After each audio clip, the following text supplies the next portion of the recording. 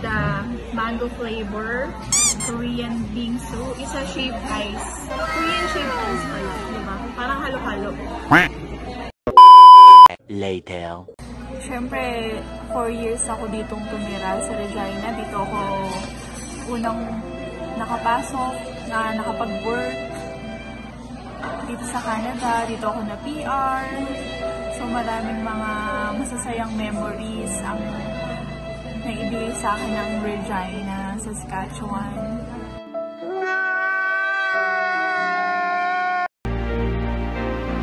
May mga bagay sa ating mundo na hindi kayang ipaliwanag ng lohika at siyensya. May mga bagay na hindi abot ng ating limitadong kamalayan. May mga pangyayari na tinatanggap na lamang natin bilang katotohanan. Kaya pupuntahan namin sa Saskatchewan pa rin, pero sa Saskatoon nga lang. 2 hours ba? 2.5 hours, almost 3 hours away from here in Regina. Ayun. So, naghang ako. Ayun na nga guys. This is our last day here in Regina. So we're moving in Saskatoon to settle there permanently. So back to paniwala na naman kami. Back to sa simula. What?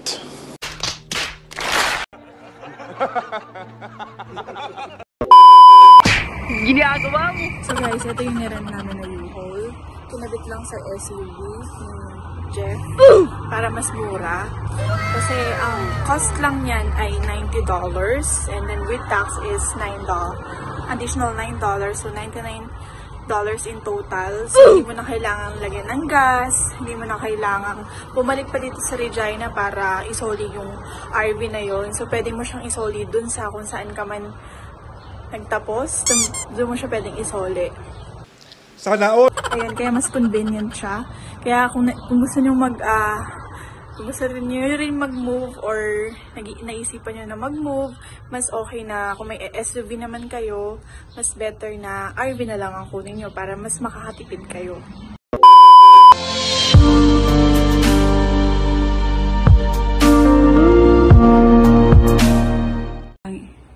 So yan guys, yun na lang yung mga gamit na ilo-load namin. Konti na lang. Time check, 5:45. So, sa mga nagtatanong po kung saan kami nagre-rent, ito po ay sa basement suite lang na tinatawag ito sa Canada. Kasi dito po sa Canada, pwede po kayong mag-rent sa mga basement suite nila. Mas mura. At normally po, kasama ng mga utilities doon. Kasi pag sa apartment, ang kasama lang na utilities ay ang water lang. So, dito lahat kasama na heat, power, and then yung water. So, kapag nag-rent po kayo sa basement, meron na po siyang ref. Siyempre po, hindi ko pa natanggal yung mga gamit. Ayan.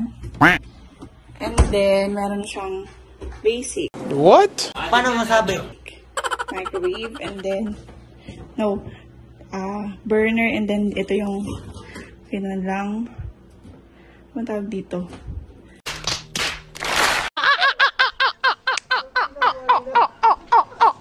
Oven. Naghang ako. Tapos, ayan, gumili na lang kami ng microwave. Ayan.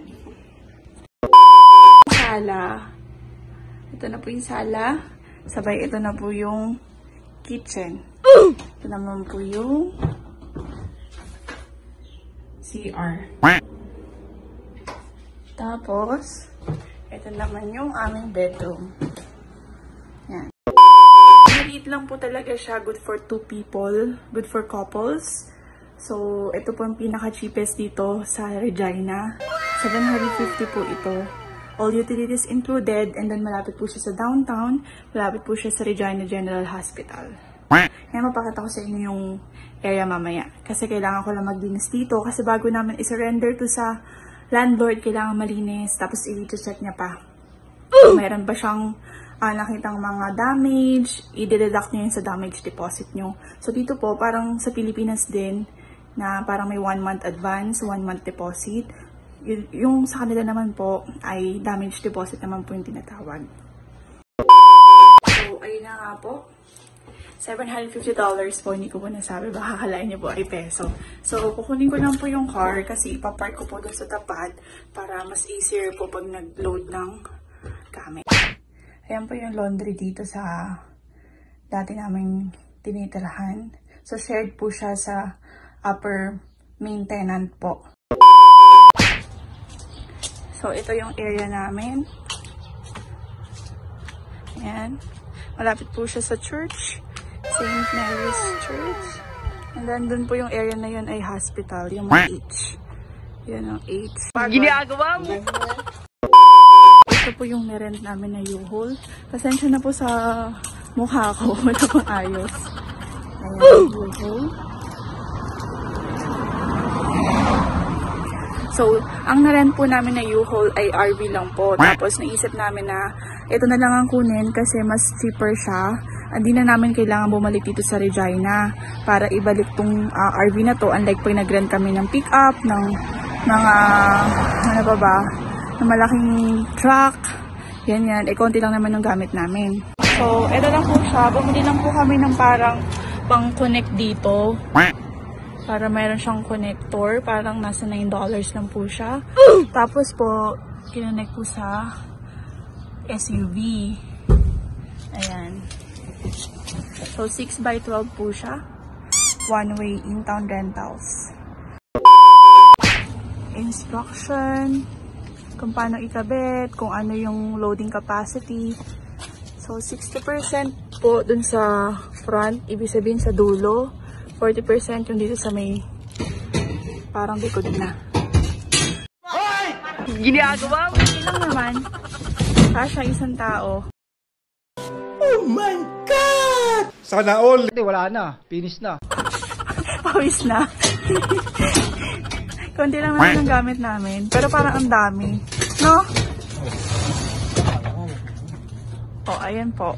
Sa ano pa siya rehistro. US. Ayan. Nakalagay. Move yourself and save. Ayun nga po, nakasave kami doon. So, hindi namin kailangan pagasan. Hindi namin kailangan bumalik dito kasi mas hassle po sa time. Babalik pa kami dito. Almost 3 hours din po ang biyahe from here to Regina and vice versa. So, ayun po. Yun po yung naisip namin. So, kung kayo po ay naisip nyo pong mag-move, mas okay po na ganun po ang i-rent ninyo. Makakasave po kayo. And then, makakasave po kayo ng pera, makakasave po kayo ng time. Ayun po. So, ang parking po namin ay dito. Sa likod.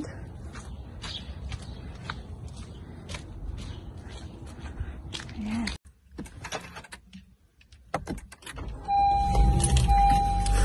Ayun po, inilipat ko lang po yung sasakyan.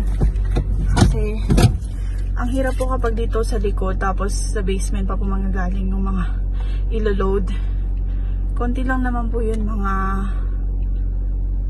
ano na lang namin. Beddings, and then mga kung ano-anik na lang. So, ayun po. Lilipat ko lang siya sa harap.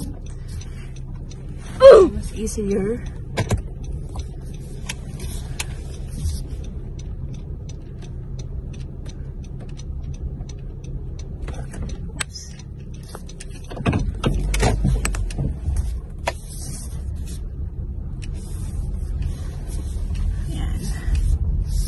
So, next vlog po, abangan nyo. I-share ko po sa inyo kung paano po ako nakapasa sa road test. Siyempre po, hindi po ako marunong mag-drive. Sa Pilipinas, wala akong lisensya sa Pilipinas. Dito na lang po ako natutong mag-aral mag-drive. So, abangan nyo po yung vlog na yan. Marami po kayong mapupulot na... Ayan po, i-share ko po yung experience ko. And then yung... share ko yung experience ko kung paano ako natutong mag-drive. And then kung paano ako nakakuha ng lisensya dito. Sa road test. Kung paano ko pagpasa yung road test. Ngayon po kasi, ay, abangan nyo na lang po. Doon ko na lang po kasi i-explain yun. Ayan. So, ayan po yung hospital. Ang lapit lang po ng area namin sa hospital. Yan po, nalipat na natin yung kotse dito sa harap ng bahay para mas madali pong magbuhat-buhat.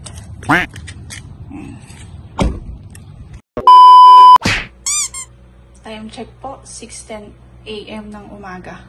So mamaya po may titingin dito sa basement suite. Sabi ng landlord sa akin, may titingin ng by 10 o'clock in the morning. So parang matatapos naman kami earlier than that. Kailangan ko lang maglinis, kanya ng onte kasi nalinis ko naman na ito nung prior pa. Tapos guys, kapag dito pala, kailangan linisin nyo rin yung ref and then yung oven na pinagamitan nyo. Siyempre parang courtesy na rin yun sa next na mag-rent dito. Tsaka sa landlord nyo na rin. Ayun. Maglilinis na ako guys. Hiningal ako. So yung mga damit namin guys. Binalutan ko na lang ng tawag dito, trash bag. Galing ha? Para hindi na ako magtiklop-tiklop pa. Sana all. Yan. Para pagdating doon, isasampay na lang din. And guys, tatapos na rin tayo sa wakas. Tapos na rin maglinis. Konting punas-punas na lang. So, bibili muna ako sa Teams para sa breakfast namin. Para tuloy-tuloy na kami sa biyahe namin later. Nabawasan siguro ako ng mga 1 pounds or 1 kilo. It is 7:28 na in the morning. Ito na, pupunta na tayo ng Teams.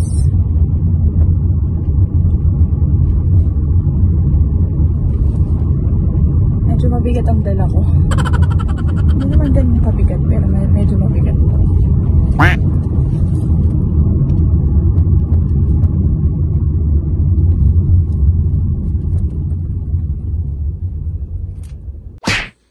Yan guys. Tapos na. Ayan na. Okay guys, 8:37 na in the morning. So, inaantay na lang namin yung landlord namin para i-surrender yung susi. And then, biyahe na kami pa sa Saskatoon. 1 hour later. Okay guys, this is it. Babiyahin na tayo pa sa Saskatoon. So, i-connect ko lang yung mapa and then we'll go. Papagas lang muna kami sa Petro-Canada. So, about 3 hours ang layo from here kasi mag-stop over pa kami. So, yun na. Biyahin na tayo.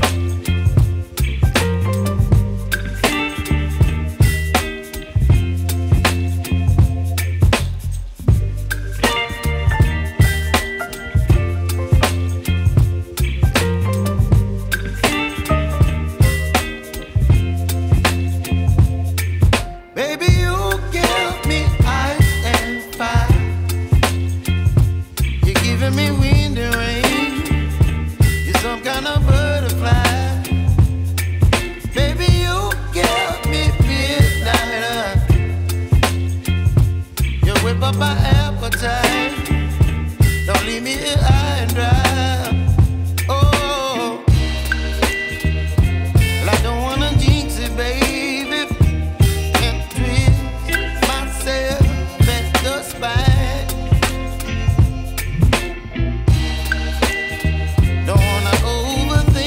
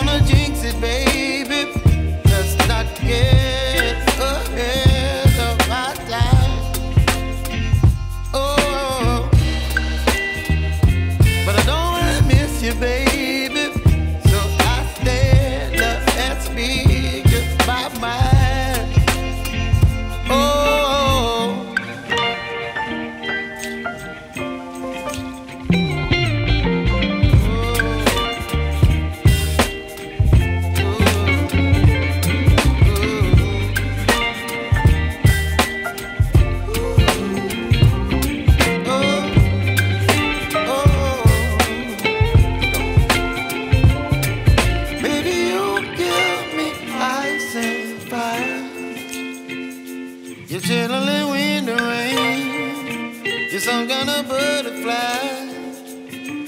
Baby, you give me midnight. You whip up my appetite. Don't leave me here high and dry. Baby, you give me ice and fire. You're channeling wind and rain. You're some kind of butterfly. Baby, you give me midnight. You whip up my appetite. Don't leave me here high and dry.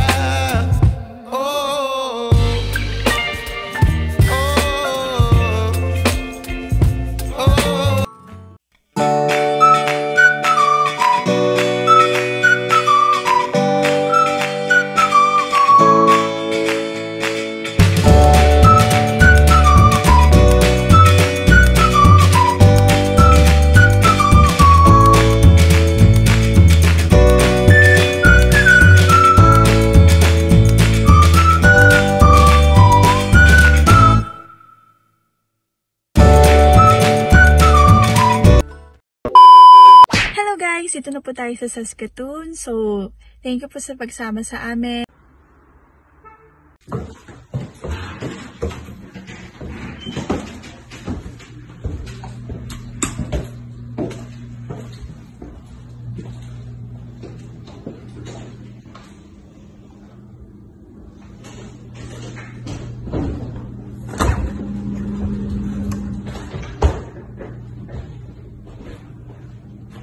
Kasya ba yung upuan?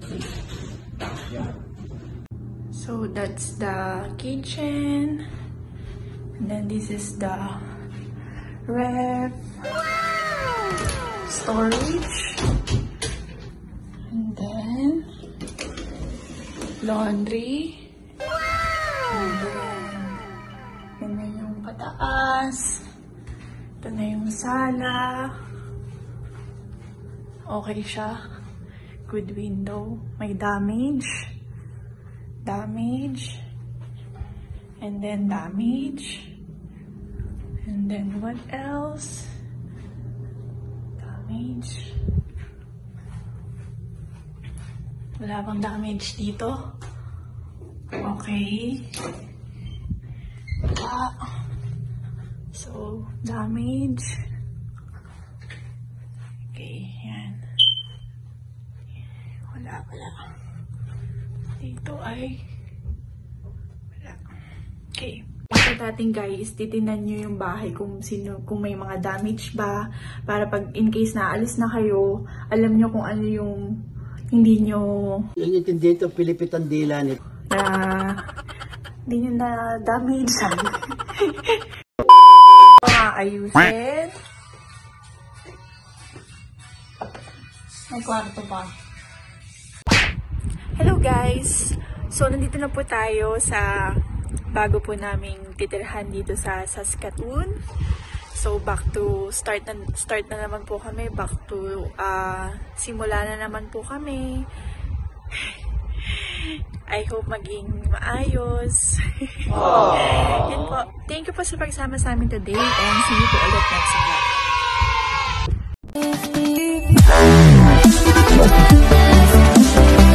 Yeah.